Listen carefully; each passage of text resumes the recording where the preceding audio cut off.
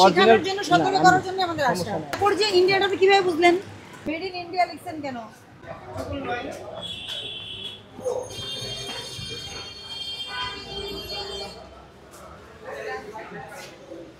তখন আর আপনি কেন মুখে বলবেন মেড ইন ইন্ডিয়া লিখছেন কেন?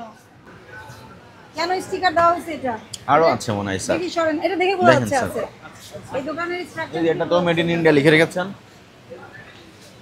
মেড ইন ইন্ডিয়া, সব made in India. Made in India লেখা আছে কি নাই? এটা এই কথার মানে কি এটা ইন্ডিয়াতে তৈরি, বাংলাদেশি প্রোডাক্ট?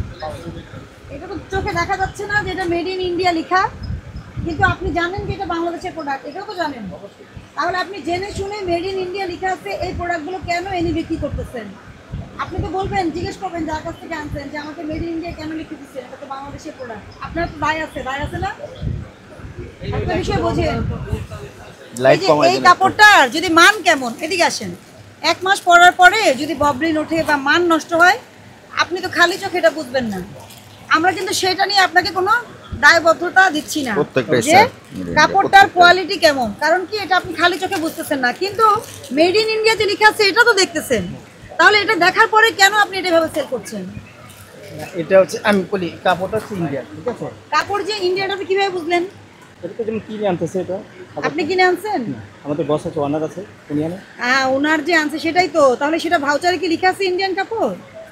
এটা একটু কথা বলি, কাপড় যদি ইন্ডিয়ান হয় তাহলে ফ্যাব্রিক ইন্ডিয়ান লিখবেন, কিন্তু তৈরি তো আমাদের দেশে হয়েছে না। তৈরি আমাদের দেশে। তাহলে আপনি কি লিখবেন যে ফ্যাব্রিক ইন্ডিয়ান? হয়তো আপনি এই যে আপনার স্টিকার আছে না যে ইন্ডিয়ান ফ্যাব্রিক, যদি আপনার কাছে ডকুমেন্ট থাকে যে আপনি ইম্পোর্ট করে আনছেন বা এটা হতে পারে, কিন্তু মেড ইন ইন্ডিয়া মানে হচ্ছে এটা ইন্ডিয়াতে তৈরি, এটা তো ইন্ডিয়াতে তৈরি না। ইন্ডিয়া তৈরি না, এটা আমাদের দেশে তৈরি না। মেড ইন বাংলাদেশ পৃথিবী বিখ্যাত, কিন্তু আপনারা এগুলি কেন করেন? জেনে শুনে কেন করেন? এটা তো চোখেই দেখা যাচ্ছে এবং আপনি জানেন, তা কেন করবেন? কেন আমাদের দেশেরটা লিখে আপনাদের কি কোনো শঙ্কি আছে? কোন জায়গা থেকে কিনেছেন আপনি?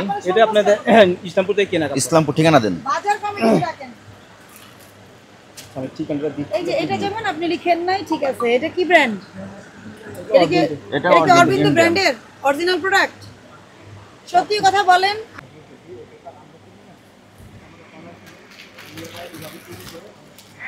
আপনারা কিনে না সেল করেন, হ্যাঁ, কিন্তু কনজিউমারটা আপনার কাছ থেকে কেনে। স্যার রেমন্ড যে আবারও রেমন্ড, এটা যে আমি একটা অভিযান করেছি গত 2 দিন আগে, অনেকগুলো ভিডিও পাবলিশ হয়েছে, দেখেননি, শিখেননি?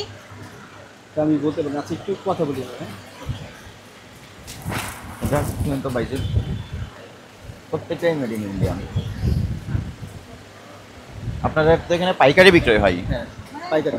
যারা খুচরা বিক্রয় করার জন্য নিয়ে যায় তারা তো ইন্ডিয়ান বলে বিক্রয় করে। হ্যাঁ, এটা করে। কাপড়টা ইন্ডিয়ান, কাপড়টা ইন্ডিয়ান, তাহলে আপনি শার্টের গায়ে কেন লিখলেন মেড ইন ইন্ডিয়া? ওটা স্টিকার আমাদের কেন লাগাবেন? এটা লাগানো কি ঠিক হয়েছে বলেন? তাহলে জেনে শুনে এই কাজগুলো কেন করছেন? মিথ্যা ঘোষণা দেওয়া হচ্ছে না? তা ঠিক আছে, কিন্তু কোথায় তৈরি? শার্টটা অ্যাকচুয়ালি কোথায় তৈরি করেছেন? এটা আমাদের নিজস্ব কারখানা। কারখানা কোথায়? কারখানা আছে আপনার নাজিরা বাজার। নাজিরা বাজার। আপনি বলবেন মেড ইন নাজিরা বাজার, made in Dhaka, made in Bangladesh. বুঝতে পেরেছেন? প্রত্যেকটা স্টিকার দেওয়া আছে। না, এটা ফেক স্টিকার, মিথ্যা স্টিকার। আপনি মিথ্যা বিজ্ঞাপন না, দিচ্ছেন। ওই যে কাপড় যেগুলো ইন্ডিয়ান কাপড়, সেটাতে আপনার ইন্ডিয়ান স্টিকারটা দিয়ে দেয়। আপনি বলবেন fabric Indian, made in Bangladesh, এটা তো বলবেন। ভাই, হ্যাঁ, দোকান আছে। আচ্ছা, দোকান